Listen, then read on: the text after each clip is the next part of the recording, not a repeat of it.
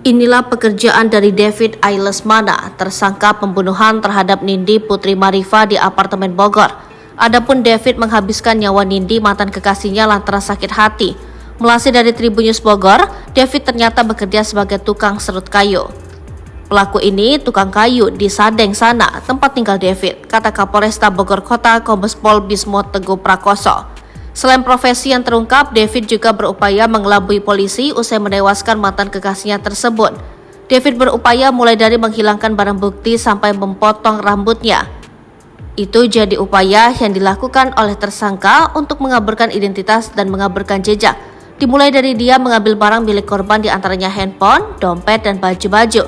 Itu dibuang saat dia pulang ke rumahnya. Lalu setelah dia melakukan hal itu memotong rambut, kata Kasat Reskrim Polresta Bogor Kota Kompol Kafadila.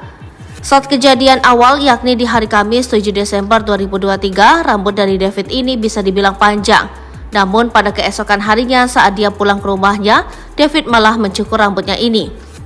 Saat tanggal 7, dia rambutnya gondrong, cuman saat dia usai membunuh, dia mencukur rambutnya, itu hari Jumat, dengan niat untuk mengelabui CCTV tambah Rizka. Lalu selain itu dia juga mengganti plat nomor milik Nindi. Saat kejadian, motor Nindi disimpan di kafe tempat pertemuan awal mereka. Ia sebagai upaya mengaburkan juga membuang barang korban, menyembunyikan korban, itu bagian juga upaya perencanaan dan mengaburkan tambahnya. Rizka pun tidak menampik bahwa identitas tersangka ini sulit untuk diketahui, sebab data awal saat check-in, David menggunakan KTP dari Nindi ini. Sehingga data mengarah pada pelaku awalnya minim, tapi berkat informasi kita akhirnya berhasil menangkap pelaku, tandasnya.